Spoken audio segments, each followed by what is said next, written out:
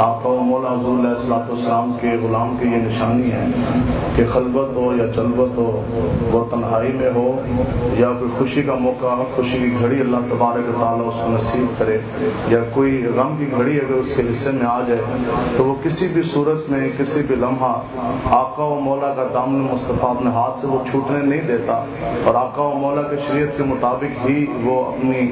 زندگی جو ہے وہ گزارتا ہے۔ تو باتیں جتنی بھی تھی، مقصد پیغام ہوتا ہے طریقہ دینا۔ وہ ہمارے پیر صاحب نے بھی خطاب کیا اور بہت سارے آپ کو دے گئے، تو دو چار باتیں ضمن میں آپ سے بات کروں گا، کوشش کروں گا کہ مختصر وقت میں اپنی بات سمیٹوں۔ جو عاشق ہوتا ہے نا، عاشق جس طرح خوشبو ہوتی ہے نا، کوئی عطر ہے، کوئی پرفیوم ہے، اس کی ایک اپنی مہک ہے۔ اس کائنات میں جو سب سے خوبصورت مہکتی جو خوشبو ہے وہ عشق مصطفیٰ کی ہے۔ جو عاشق بندہ ہے اس کا چہرہ دیکھ کے بھی پتہ لگتا ہے کہ یہ حضور کا عاشق ہے۔ عاشق جو بندہ نا، اس کے سینے سے، اس کے بدن سے ایک مہکتی جون سی ہے وہ خوشبو آتی ہے۔ تو یہ عاشقوں کا قافلہ ہے، یہ جو تحریک لبیک ہے یہ عشق و وفا کا ایک قافلہ ہے، اور انشاءاللہ یہ حسینی قافلہ ہے جو راہ عظیمت کے سپاہی ہیں، ہم کربلا میں چلنے والوں کے وارث ہیں۔ تو یہ یاد رکھو، اس قافلے کو دنیا کی کوئی طاقت روک نہیں سکتی۔ آپ کے سامنے ہر کسی نے کتنا زور لگایا، پرچے دیے، ڈنڈے مارے، شیل برسائے، گولیوں کی بوچھار کی، لیکن جنہوں نے ظلم کیے، آج ایک گل تسی ساڑھے تو لکھ کے لے لو، خدا کی قسمیں نہ ان کے نام رہنے، نہ ان کے قائدین رہنے، نہ ان کی قیادت رہنی، نہ ان کی پارٹیاں رہنی، نہ ان کے دفتر رہنے، نہ ان کے جھنڈے رہنے۔ لبیک کا جھنڈا کل بھی بلند تھا، لبیک کا جھنڈا آج بھی بلند ہے، اور قیامت تک لبیک کا جھنڈا اور سر بلند ہوتا رہے گا انشاءاللہ۔ عشق والے ہیں، الحمدللہ ہم عشق والے ہیں۔ یہ یاد رکھو، یہ ڈاکٹر، سکولر اور لبرل اور سیکولر جس کسی نے بھی عقل کے دھوڑے دوڑائے نا یہ دین اسلام کی راہ میں، وہ کبھی بھی راہ عظیمت کا وہ مسافر اور دائی نہیں بن سکا۔ حضرت فرماتے ہیں کہ مستند راستے وہی مانے گے جن سے ہو کر تیرے دیوانے گے، اور لوٹ آئے جتنے فرزانے گے، تابع منزل صرف اور صرف دیوانے گے۔ 10 وہی ہو 5ویں گریڈ کا کانسٹیبل اور غازی میں ممتاز حسین قادری، تنخواہ 20,000 بھی نہ ہوئے اور محلے کے اندر سارے جاننے والے نہ ہو۔ آپ فرماتے ہیں جدو میں گستاخ رسول گورنر پنجاب شیطان تحصیل نو جدو میں کلاشن کو کاٹ کر کے لوٹ کر کے گولیاں مارن لگیا، تو اس وقت عقل میرے پاس آئی، اور پھر عقل نے مینوں چھکیا۔ عقل مینوں کیا، ممتاز قادری تو تے کانسٹیبل ہے، 20,000 تیری تنخواہ، تینوں تو جاننے والا کوئی نہیں، تیرا منن والا کوئی نہیں، اور جو کانسٹیبل ہے وہ تو محلے کے کسی چودھری وڈیرے کے ساتھ وہ متھا نہیں لگا سکتا۔ ممتاز قادری یہ وقت کا گورنر پنجاب، پورا کفر اس کے پشت پر کھڑا، نانا تو اس کو گولی نہ ماری تیرا نام و نشان نہیں رہنا، دودھ پیتا تیرا بچہ وہ بھی یتیم ہو جائے گا، جوان بیوی بیوہ ہو جائے گی، بوڑھے ماں باپ کا سہارا بنے گا کون؟ آنے والی زندگی جناب ہتکڑیوں میں، بیڑیوں میں، ہڈیالہ کی جیل میں گزارنی، پھر تختہ دار پر جا کے تجھے پھانسی چڑھا دی جائے گی۔ آپ کہندے نے کہ عشق نے مجھے پیچھے کھینچا،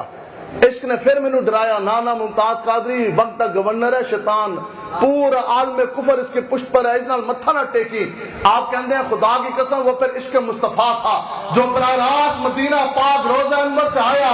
اس نے ممتاز قادری نے تگڑا کیا۔ عشق مصطفیٰ نے کہا ممتاز قادری آج موقع تیرے پاس، حضور کا گستاخ تیرے سامنے کھڑا، کلاشنکوف تیرے ہاتھ میں، آج گستاخ رسول کا سینہ گولیوں سے چھلنی تو کر دے کہ قیامت تک پوری دنیا میں اگر ممتاز ہوئی تو پھر تو نے کہنا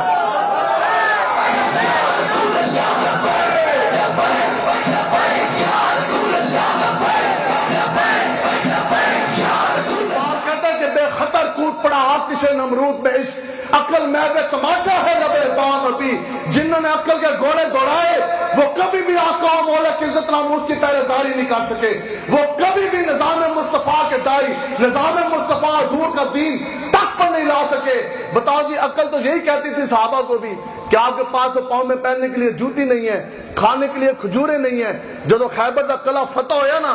21 سالوں کے بعد صحابہ نے کھجوریں کھائی۔ کیوں جی علامہ صاحب؟ 13 سال مکی دور، 8 سال مدنی دور، 21 سالوں بعد صحابہ جدو کھجورا کھان لگے، اس وقت انہوں نے یہ بات کیوں نہ کہا جدو دا حضور دے نام دا کلمہ پڑھے آج 21 سالوں کے بعد۔ پہلی مرتبہ پیٹ بھر کے ہم کھجوریں کھانے لگے ہیں۔ ان 21 سالوں کے اندر بتاؤ کوئی ایک صحابی رسول جس نے کسی ایک کافر سے 1 روپے کی بھی فنڈ لیا ہو، کوئی روپیہ قرض لیا ہو اور کوئی کھجور کا ایک دانہ بھی لیا ہو، اور یہ 21 سال صحابہ نے کس طرح گزارے، اے سی او میں گزارے، تخت کے اوپر گزارے، تاج پہن کے گزارے، محلات کے اندر گزارے، نہیں گھوڑی کی ننگی پیٹھ پر ننگی تلوار اٹھا کے گزارے، جسم کے جناب پر خچے بھی اڑائے، بچے بھی یتیم کرائے، بچے بھی کٹوا دیے، زندگی کی جمع پونجی آپ کو مولا کے دین کے لیے نچھاور کر کے رکھ دی، لیکن جب بھی بات آئی دین کی پھر صحابہ نے چونکے چنانچے سے کام نہیں کیا۔ یہ وہ بات اقبال کہتا ہے کہ غیرت بڑی چیز ہے، جہاں تگے دو میں پہناتی ہے درویش و تاج سر تارا۔ اقبال کہتا ہے جو آج بھی حضور کی امت، آج بھی کوئی حضور کی امت کا فقیر درویش، ہم غریب ضرور ہیں لیکن ہم غیرت مند ہیں، ہم غریب ضرور ہیں، ہم مسلمان کا رنگ و طرز ایک ہی ہے کہ مسلمان کا سر کٹ سکتا ہے لیکن اللہ تبارک و تعالیٰ کے علاوہ کسی غیر خدا کے سامنے وہ جھک نہیں سکتا۔ اقبال کہتا ہے کہ آج بھی تو اپنے سینے کے اندر غیرت ایمانی پیدا کر، آج بھی اپنے سینے کے اندر عشق مصطفیٰ پیدا کر، تو خدا کی قسم حضور کے نام کا کلمہ پڑھنے والا غریب درویش بھی ہے نا تو پھر اس کے سر پہ بھی اللہ تبارک و تعالیٰ داجا کا اور کفار کا تاج آ کے سر پہ سجا دیتا ہے، لیکن اس کے لیے شرط ہے کہ کی محمد صفا تو نے تو ہم تیرے ہیں۔ پتہ کیا لکھ کے بھیجا؟ آپ نے یہ نہیں کہا کہ ابھی آپ اوور ٹائم بھی لگائیں، ابھی ڈالر بھی کمائیں، ابھی پاؤنڈ بھی کمائیں اور دولت دنیا کی حب آپ اپنے دل میں پیدا کریں۔ اقبال صاحب نے آگے سے خط لکھ کے بھیجا،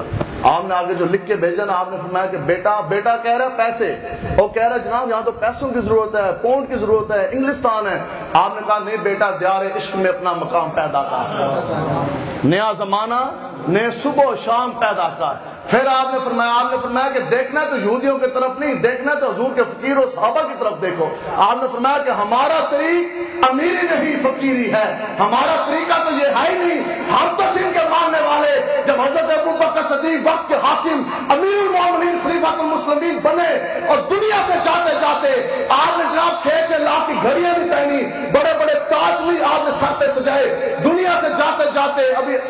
دنیا سے جا رہے ہیں اور جسم کے اوپر حالت بیماری میں چادر ہے، اپنی بیٹی حضرت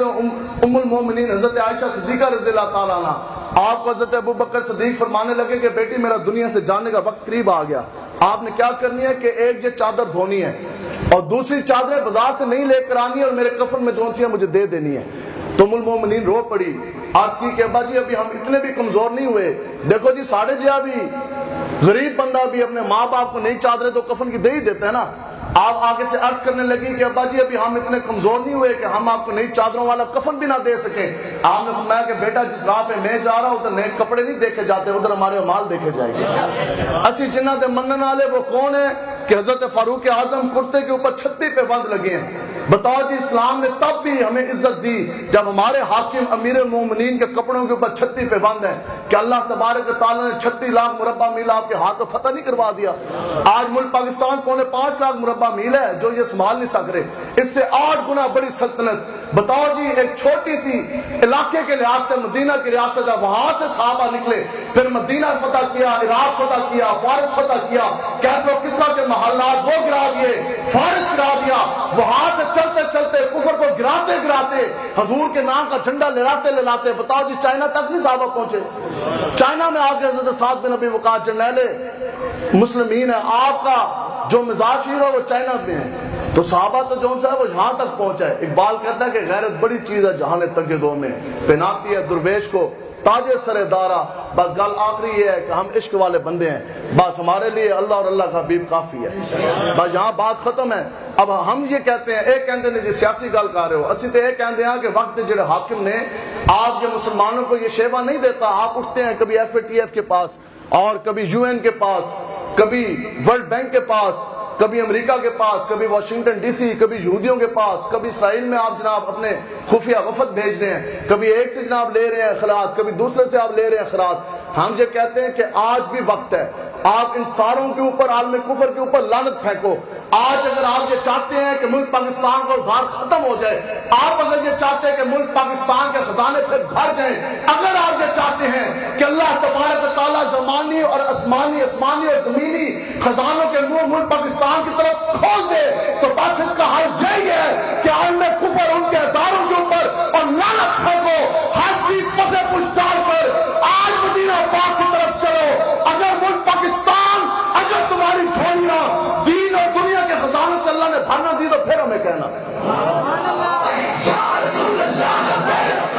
رحمت اللہ تعالی علیہ آپ فرماندے نے کہ جدو بندے دا اندر گندا ہو جائے نا، ہاں یہ بات ساری اندر کی ہے، یہ بات آپ نے یاد رکھنی ہے۔ آپ فرماندے ہیں کہ یہ اب اس کی تشریح آپ لوگوں نے خود گھر جا کے کرنی رات کو۔ آپ فرماندے ہیں کہ جس بندے کا اندر گندا ہو جائے نا، وہ نبیوں کا زمانہ پا کے بھی وہ سیدھی راہ پہ نہیں آتا۔ بتاؤ جی، ابو جہل بھی تو صبح دوپہر شام کئی مرتبہ حضور کا چہرہ دیکھتا تھا، تو پھر وہ مسلمان کیوں نہ بنا، وہ ایمان کیوں نہ لے کر آیا؟ سمجھ رہے ہو گل؟ تو اس واسطے رب تو دعا کریا کرو کہ یا اللہ یہ ہمارا اندر جو ہے نا باتیں پاک کر دے، جو اندر پاک نہیں تو پھر کچھ بھی نہیں۔ مولانا روح فرماندے نے پھر نبیوں کا زمانہ پا کے بھی بندہ سیدھی راہ نہیں آندا۔ تو یہ عشق کی باتیں ہیں۔ بات آخری یہ بات میں سمیٹ رہا ہوں، اور ایک خشکی دا مارا ملا سی نا، تو بھی چھوں اعلیٰ حضرت چلے گئے حج عمرے واسطے، آپ دے پیچھے پہ گیا تو جناب ادھر بار بار باز کرے، آپ اپنے وظائف میں مشغول ہیں، ہم تو ان کے ماننے والے، اسی واسطے تو رضوی ہیں نا جی، ٹھیک ہے۔ تو آگے کہنے لگے اس کا نہیں یہ جو سا مکہ ہے یہ تو مدینہ سے زیادہ افضل ہے۔ تو آپ نے آگے سے کیا کہا؟ آپ نے کہا طیبہ ہی نہ صحیح افضل، مکہ ہی بڑا زاہد، ہم عشق کے بندے ہیں، کیوں بات بڑھائی ہے؟ اس واسطے ساڈے امیر محترم سعد حسین رضوی صاحب بھی فرماندے نے اے لبیک والے جڑے ہیں نا، اے عشق دا سمندر ہے، تے عشق دا سمندر جڑا ہے وہ ڈکیا نہیں جاندا، عاشقوں کو کوئی نہیں روک سکتا۔ تو آپ نے اس نے کیا، آپ نے فرمایا کہ اب اگر ایک گل آ جائے نا دلائلاں دے، آپ فرماندے نے پھر میں تیرے تو یہ پوچھاں گا، میں تیری مان لی کہ مکہ جون سا ہے وہ زیادہ جو سا ہے وہ افضل ہے طیبہ سے، لیکن آپ نے فرمایا کہ خدا کی قسم اگر مکہ زیادہ افضل ہے تو وہ اس لیے کہ آقا و مولا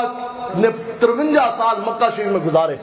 آپ نے فرمایا مکہ اگر افضل ہے تو وہ اس لیے ہے کہ مکہ کے ریت کے زراعت نے آقا و مولا کی تلیاں مبارک شریف 53 سال چومی۔ آپ فرماتے ہیں کہ مکہ اگر افضل ہے تو کہیں گے نا کہ کس واسطے، اسی کہیں گے اس واسطے کیونکہ مکہ کے اندر اگر خانہ کعبہ بنا تو وہ بھی جناب حضرت خلیل نے بنایا۔ آگے آپ نے قلم اٹھایا تو ساری گلاں کر گئے نا، آپ نے فرمایا آئے خوشکی دے مارے میں تینوں دساں، آپ فرماتے ہیں کہ ہوتے کہا خلیل و بنا کعبہ و منا، لولاک والے صاحبی سب تیرے گھر کی ہے، اور مولا علی نے واری تیری نیند پر نماز، اور وہ بھی اثر جو سب سے اعلیٰ خطر کی ہے، بلکہ صدیق تو غار میں جان ان پہ دے چکے، اور حفظ جان تو جان فروز حرر کی ہے، ہاں تو نے انہیں جان دی انہیں پھیر دی نماز، پر وہ تو کر چکے تھے جو کرنے بشر کی ہے۔ پھر اعلیٰ حضرت پہنچے مدینہ پاک، پھر مخاطب ہوئے، آپ نے فرمایا کہ حاجیو